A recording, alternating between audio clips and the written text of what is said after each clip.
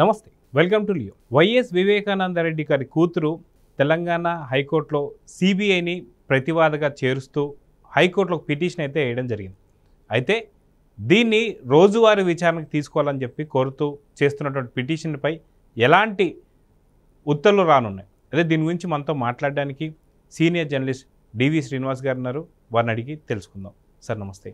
నమస్తే sir, YS Sunitha అలుపెరగని పోరాటం అనుకోవచ్చు, చెప్పులు అరిగేలాగా సుప్రీంకోర్టు చుట్టూ తిరుగుతడం కావచ్చు, అదే కాక సొంత అన్న ఏదైతే బాబాయ్ కూతురైనటువంటి యొక్క వైఎస్ సునీతని ఎలాగ పక్కన పెట్టేశారో మనం చూసాం. ఏదైతే 2019 నుంచి 24 దాకా తను ఒక సీఎంగా ఉండి సొంత బాబాయ్ హత్య కేసు కూడా ఛేదించలేకపోయాడు. దాంట్లో రకరకాల ట్విస్టులు, అనుమానాస్పద మృతులు. సో మొత్తాన్ని దీన్ని ఎలా చూడాలి, రోజువారీ విచారణకు ఎందుకని సునీత గారు చెప్తున్నారంటే ఎలా చూడాలంట సార్ దీన్ని? అంటే ఇదొక గేమ్గా మారింది, ఇదొక ఆటగా మారింది. హంతకులు ఆడుతున్న ఆట. ఏది అటు చట్టంతో ఆడుకుంటున్నారు, ఇటు న్యాయస్థానాలతో ఆడుకుంటున్నారు. మధ్యలో నలిగిపోతుంది సునీత తల్లి సౌభాగ్యమ్మ. హంతకులు బాగున్నారు, కానీ శిక్ష పడింది బాధితులకు. భారతదేశం గమ్మత్తుగా ఉందన్నమాట. ఏది అసలు భారత న్యాయ వ్యవస్థ, భారత దర్యాప్తు సంస్థలు అసలు ఈ పనితీరు గతంలో ఎరగం.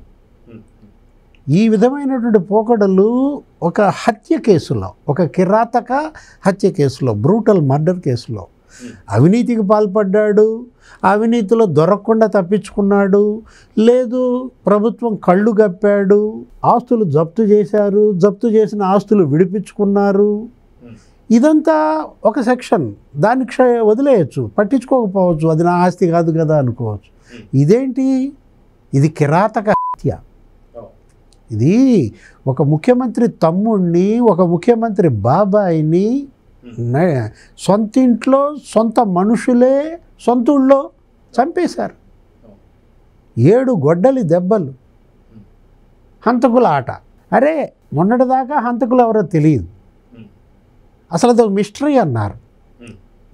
ఏదో దృశ్యం సినిమా లాగా, లేకపోతే ఇంకా హత్య సినిమా లాగా, వివేకం సినిమా లాగా. అది అసలు ఆ మిస్టరీ ఎవరు చంపారో తెలియదు, అది గుండెపోటు అన్నారు, అసలు హత్య కాదన్నారు. అరే అనేక కట్టుకథలు చెప్పారు.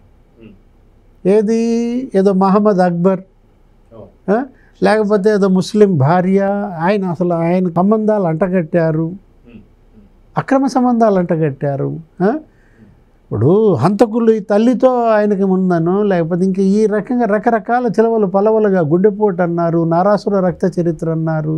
ఎట్లా దీన్ని డైవర్షన్ చేశారో ఆటగా మారిందంటోంది. అదే గేమ్. ఇది హంతకుల గేమ్ అన్నమాట. ఇప్పుడు ఈ విధమైనటువంటి ఆటలు గతంలో మనం చూడలేదు. ఇప్పుడు ఏం జరుగుతుందో అసలు అర్థం కాని పరిస్థితి. మొత్తానికి సిబిఐ నానా పాటలు పడింది. ఇప్పుడు సిబిఐ కావాలని డిమాండ్ చేసింది వాళ్ళే, సిబిఐ అవసరం లేదని ఉత్తరం రాసింది వాళ్ళే.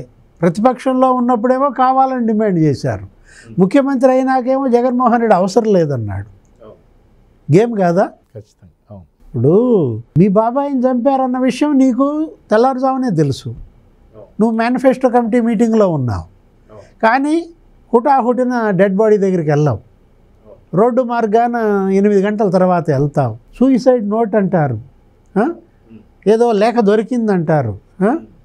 అసలు ఎలా? ఇప్పుడు విజయసాయి రెడ్డి చెప్పాడు కదా గుండెపోటు డ్రామా ఎలా ఆడారు అంటే, నాకు తెలియదు, నేను అవినాష్ రెడ్డికి ఫోన్ చేశా, అక్కడి నుంచి వచ్చిన సమాచారం అని. రక్తపు వాంతులు అన్నారు. ఎవరు? వివేకానంద రెడ్డే రక్తం గక్కి చచ్చిపోయాడని ఇచ్చారు, కడిగారు, రక్తం కడిగారు. వాళ్ళంతా అనుమానాస్పద మరణాలు, సాక్షులంతా. ఆ కె శ్రీనివాస్ రెడ్డి, కువైట్ గంగాధర్ రెడ్డి, ఒకడేమో విషపు గోలికలు కూల్ డ్రింక్లో దాగి చచ్చిపోయాడు అన్నాడు. వాడేదో సూయిసైడ్ నోట్ అన్నారు, అందులో 2 దస్తూరీలు. ఒకడేమో అసలు నిద్రలోనే చచ్చిపోయాడు 48 ఏళ్ళకి.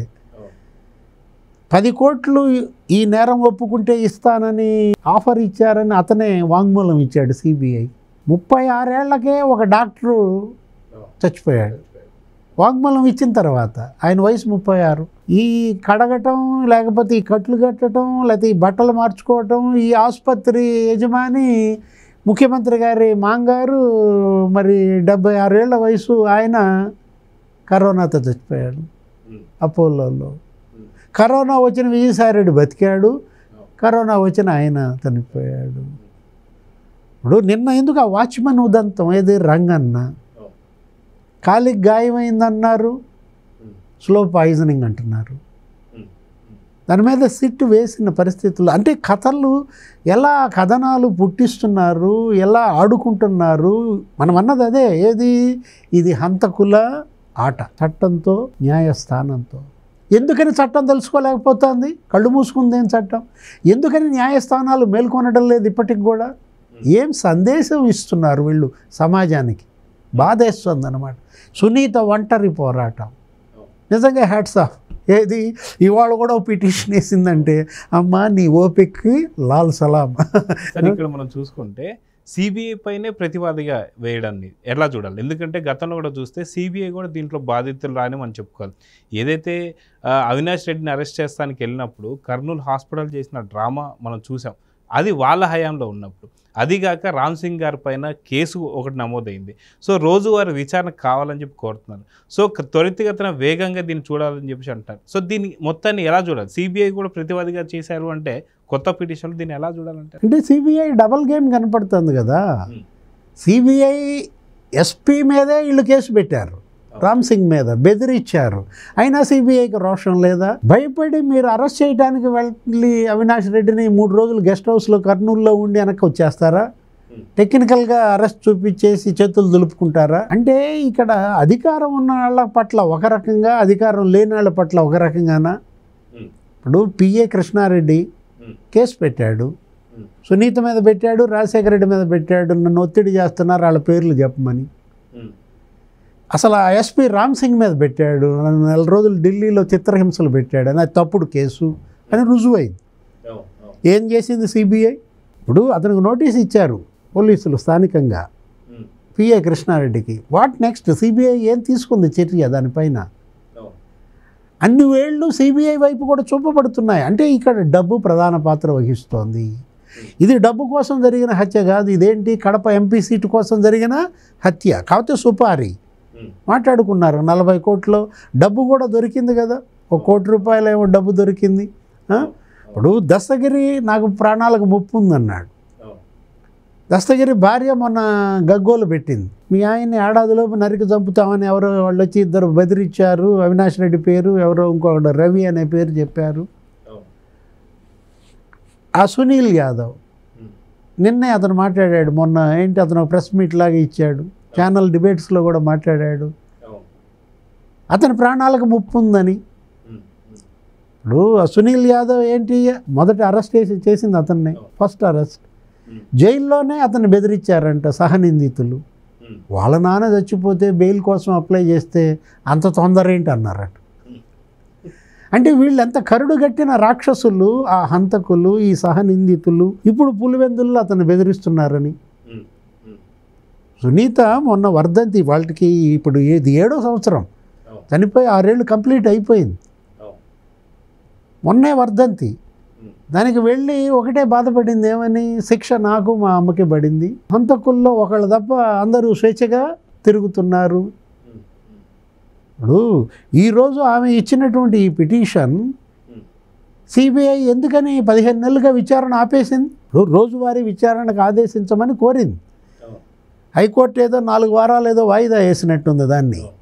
ఇప్పుడు వాళ్ళేదో ఇచ్చారు పేపర్లు, అవి 1,00,000 పేజీలు ఉన్నాయి. ఆ 1,00,000 పేజీలు ప్రింట్ ఇవ్వలేమని చెప్పి హార్డ్ డిస్క్ ఇచ్చారు. ఆ హార్డ్ డిస్క్లో ఆ పేజీలు ఓపెన్ అవ్వట్లేదంట, వాళ్ళేమో ప్రింట్ అడుగుతున్నారు. అంటే నీకేం గుర్తొచ్చింది?